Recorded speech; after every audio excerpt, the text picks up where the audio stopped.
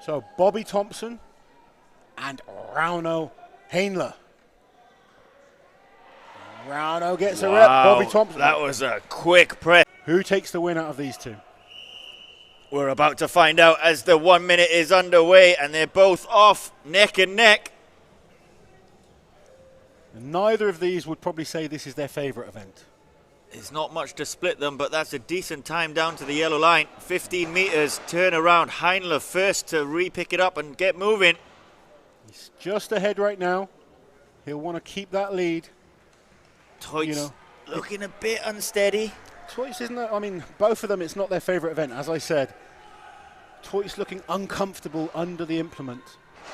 Once you get going, though, you really don't want to drop it halfway, 3/4 of the way down that 50-meter track. Knowing that you've got to pick it up at the end of the track is bad enough. If you have to pick it up again while you're halfway down, it just drains you far too much. But look at this little run there. He was trying to pick up some speed, but it's cost him. They're both grounded at the moment. Can they get down to complete the third length? No, we can't. So, but look how tight it is for third place.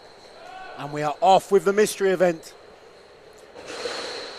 Athletes not struggling to push that down. They need to sprint back. They're going to sit down, and then they go arm over arm, pulling that back. Nice fast arms, and then the weight will kick in. And we should see them driving a little harder with the legs. There's the resistance on those chains as they pull it back. They are dragging it back down, but that is a quick time. Erwin Toits there, finishing ahead of his countryman. Rauno still going. Just struggling to get it finished off, but gets it done. Rauno is a fan of the countryman, so they'll still be trying. They'll still be trying to put in a decent performance. You've still got that bragging rights and the pride up for grabs, always to the end, right? And Rauno's moving well through these. Yeah, first very, very good indeed. One motion, the first One motion, just popping them up, making sure. First time to the lap on the 5th.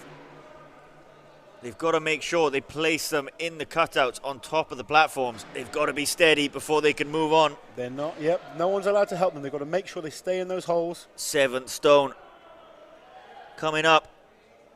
Rauno performing very well here. And that's easy. And Rauno is a good stone lifter. Rauno's an athlete as well who's actually been in contests with Kiliashkovsky and Novikov and beaten them both. Yeah, the weight is definitely not an issue here for Heinla on the stones. It's just what's left in the tank now for 9 and 10. Absolutely. He could well do these. He's still got time. They've got 2 minutes on these stones for all 10. And that's 9 loaded. On to the 10th stone. He will get big points if he can finish this off.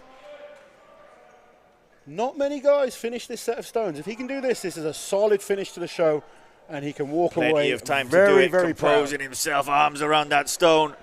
440 pounds, 200 kilos. Has he got enough tacky left? Arms halfway. Still cut that time. stone in half, get it up to your lap, drive up.